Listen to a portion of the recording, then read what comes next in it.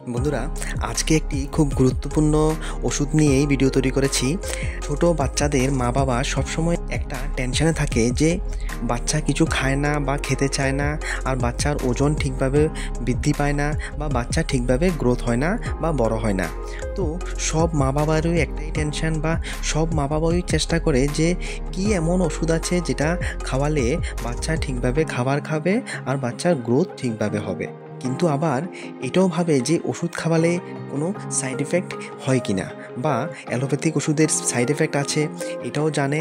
তো এই জন্য কিন্তু হঠাৎ করে ওষুধ খাওয়ায় না, বা ডক্টর যখন ওষুধ প্রেসক্রাইব করে তখনও কিন্তু খাওয়ানোর সময় একটা টেনশন মাথার মধ্যে আসে।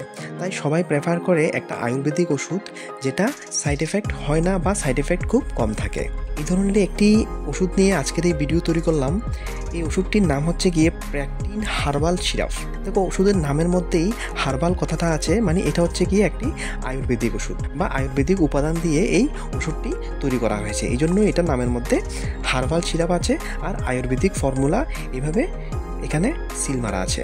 তো দেখুন, ওষুধের গায়ে লেখা আছে অ্যাপেটাইট স্টিমুলেন্ট, মানে এটা ক্ষুধা বৃদ্ধি করে।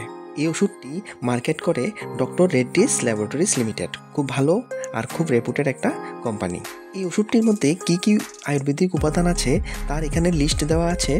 আমি সবগুলি নাম বলে ভিডিওটিকে লম্বা করব না, আপনারা ইচ্ছা করলে ভিডিও পজ করে কি কি উপাদান দিয়ে এই ওষুধটি তৈরি করা হয়েছে দেখতে পারেন। আর এখানে ইন্ডিকেশন বা কী কাজে এই ওষুধটি ব্যবহৃত হয় তা দেওয়া আছে।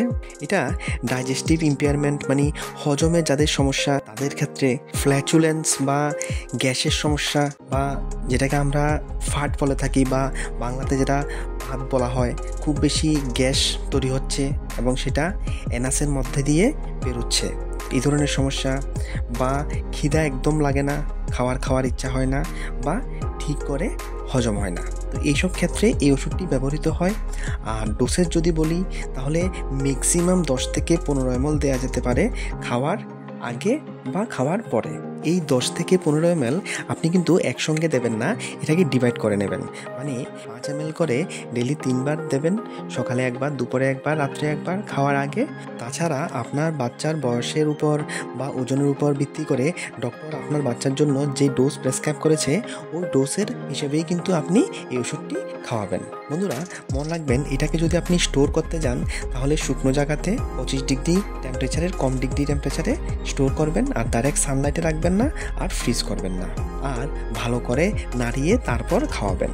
আর মনে রাখবেন, এই ধরনের মেডিসিনের ইনফরমেশনগুলি কন্টিনিউ ফ্রিতে পেতে চ্যানেলটি কিন্তু অবশ্যই সাবস্ক্রাইব করে রাখবেন। বন্ধুরা, এই ওষুধটা যখন আপনার বাচ্চাকে খাওয়াবেন বা ডক্টর যখন এটা প্রেসক্রাইব করবে বা আপনি যখন এটাকে আপনার বাচ্চাকে খাওয়াবেন তখন কি কি পরিবর্তন আসবে? প্রথম হচ্ছে গিয়ে খিদা খুব বৃদ্ধি পাবে।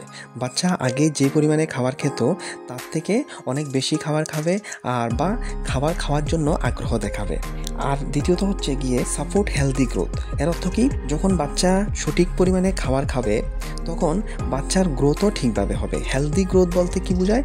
যখন বাচ্চার বয়সের সঙ্গে যতটুকু গ্রো হওয়া দরকার বা যতটুকু গ্রোথ আসা দরকার, বয়সের সঙ্গে সঙ্গে বাচ্চা যতটুকু বৃদ্ধি হয় বা যতটুকু গ্রোথ আসার দরকার ঠিক ততটুকু গ্রোথ আসবে। আর তাছাড়া এটা ইমিউনিটি পাওয়ার বৃদ্ধি করে।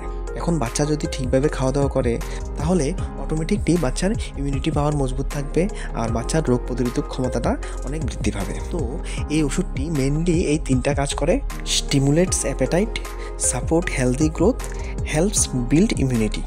আর যেহেতু এই ওষুধটি আয়ুর্বেদিক ফর্মুলা দিয়ে তৈরি করা আর এটা একটা হার্বাল ওষুধ, তাই এটার সাইড এফেক্টও নেই, আর এটা পাইনাপেল ফ্লেভার দিয়ে তৈরি করা, তাই ছোটো বাচ্চাদেরকে এই ওষুধটা খাওয়াতে বেশি একটা সমস্যাও হয় না।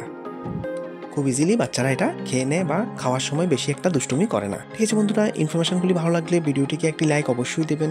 এই ভিডিওতে অতটুকুই। ধন্যবাদ ভিডিওটি দেখার জন্য।